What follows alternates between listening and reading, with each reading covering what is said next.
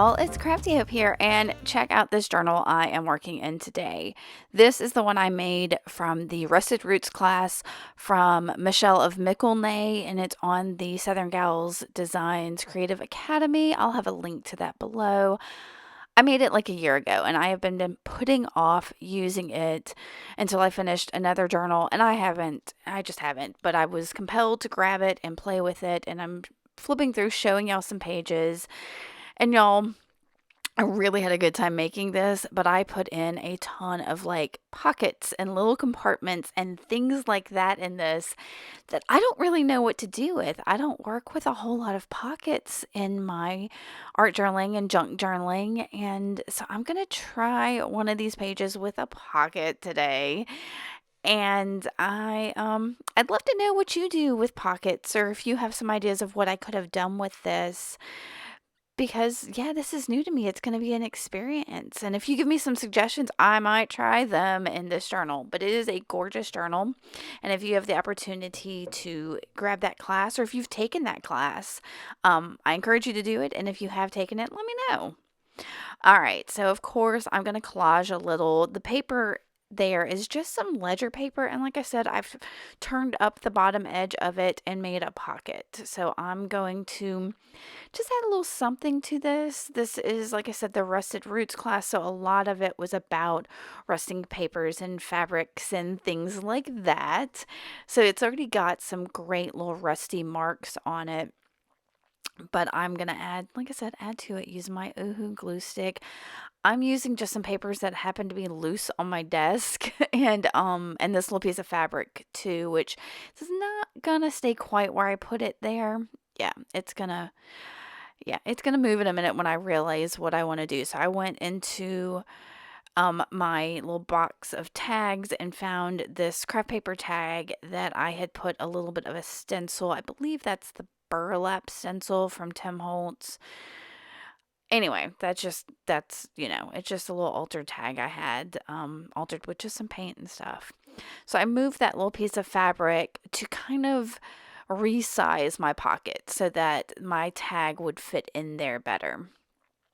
And I've put my tag aside, and in the meantime, I'm going to go ahead and mark up this page with, that is some Payne's Gray from Lucas acrylic paint. And I'm just using my finger, y'all. I'm making these little slashes. I'll come back in later and make some more to make it a little more consistent across the page. And while I'm drying my finger with that little piece of fabric, I realize, oh my gosh, I can use some of that fabric as like on my tag. So I pull out, and this is some fabric that I stamped with, what did I stamp it with? Some ink, some acrylic ink. You can see that in my 4-core assemblage video that I just put up. Oh y'all, I love that assemblage. You should definitely, I'm going to put a link right here to it. So I encourage you to go watch it. Anyway, I just took a flour sack towel and stamped on it to make some fabric. So I just tied that at the top of that tag. And I knew I needed to decorate this tag in some way. So I grabbed this little paper doll from Tim Holtz. I believe this one is from a Halloween collection, but he may have her in something else. So I tried to stick her down with my Oohoo, but it's such a good hardy piece of paper. I had to go in with the matte medium and paint that on to get her to stick on there really well. And then I'm going to go around her with my Stabilo all pencil and black just to give her some shadow and make her stand out on this card. Because of the white stenciling on the background, she just wasn't popping. So I needed her to pop a little bit more. And I'm going to try to achieve that with this shadow. So I'm activating that Stabilo with a wet paintbrush, just going around and smearing it out, y'all. Love to smear out some Stabilo. And then I'll draw a little line down there at her feet just to to ground her a little bit so it doesn't seem so much like she's floating. See here, I'm going to do that. Yep, just down by her shoes. Nothing major. I do this a lot with those paper dolls just to give them something to stand on. And then I'm checking out her position in the pocket. And I've pulled out the closest thing to pink that I tend to use, which is the Americana Coral Blush. And that jar is getting empty. I've got another one here in the craft room waiting to go. But I put that in a palette and wet it really well, and I am just splattering that on the page. I felt like this page needed some kind of pop of color. I've got that blue in there, but I wanted something else. And trying to do something other than blue is a little cray for me. Yeah. But I decided this coral blush is what I needed, and I'm going to continue that color over on the card as well. Again, this is kind of super watery, and I'm just letting it mostly soak into the card, but I'm moving it around just so that we have some color on this page. And then I have to come in with my instant coffee. So I've got this yogurt container that the instant coffee has dried in, and I'm reconstituting it with a little bit of water. And I've got a wet paintbrush, and I'm going to just splatter on my tag and on my page with that instant coffee just to add a little bit more grunge. Actually, on the page, yeah, I didn't really splatter. I'm going to paint a little bit to get some of that brown. I kind of wanted more brown on the page because that card is that brown craft paper. So that was, trying to get that consistency there. And then I dried it, and I kept trying to bring some white into this page. I tried with the Stabilo Woody, just doing some scribbles. It doesn't really work. I'm going to, I'll do some doodles here in a little bit that, I don't know, it doesn't really quite get it. And I always like a sentiment on my page, so I grabbed a page from a large print novel and found the words.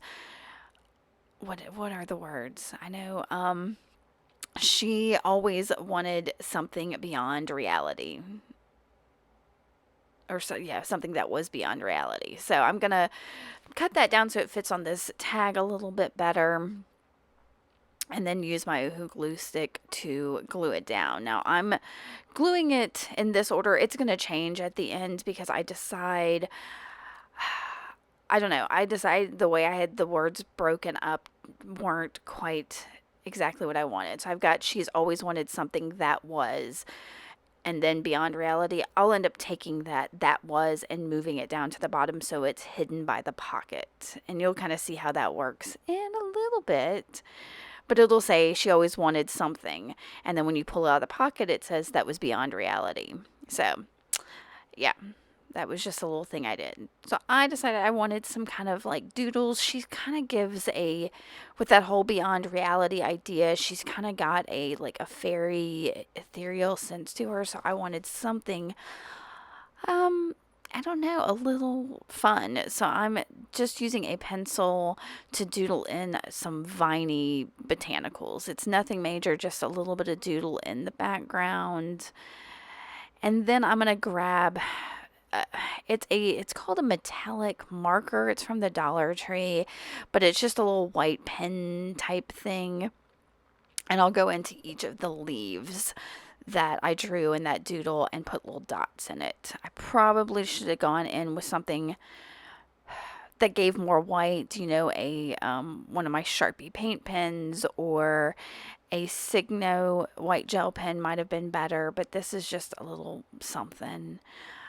I didn't want anything to be too white, and I don't know. I wanted this to stay fairly simple. So that's what I do here. And then what am I going to do? I add some more of that Payne's Gray over on that right side because it got hidden by my tag.